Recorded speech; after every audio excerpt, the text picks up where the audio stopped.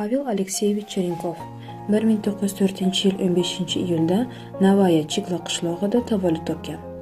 Pavel Alekseyevichning ota-onasi Aleksey Yegorovich va Mariya Cherenkovlar dehqonchilik bilan shug'ullanar edi. 1928-yilda Cherenkov Voronej davlat universitetining fizika-matematika fakultetini tugatadi. Michurinskdagi Kozlov shahridagi maktabga dars berish uchun yuboriladi.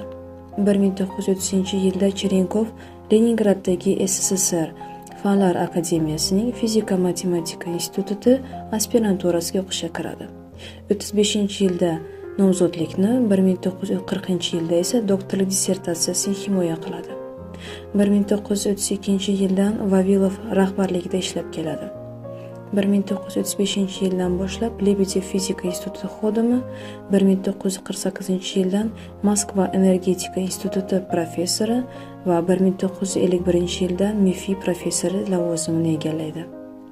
U Fian filialida yuqori energiya fizikasi kafedrasiga asos soladi va ko'p yillar davomida doimiy ravishda uni boshqarib keladi.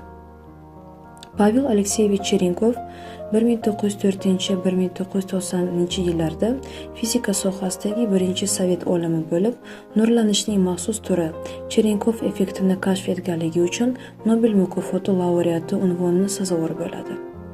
Bundan tashqari, u fan doktor va professorlikni egallaydi. Bugungi kunda Cherenkov hisoblagichlari kosmik kemalarga o'rnatilgan. Cherenkov detektorlarisiz yadro fizikasi va yuqori energiya fizikasi sohasida o'tkazilgan ko'plab tajribalarni tasavvur qilib bo'lmaydi. 2003-yilda gamma astronomiya sohasidagi tadqiqotlar uchun dunyodagi eng katta teleskop ochiladi. Pavel Alekseyevich Cherenkov 1990-yil 6-yanvarda sariq kasallikdan vafot etadi.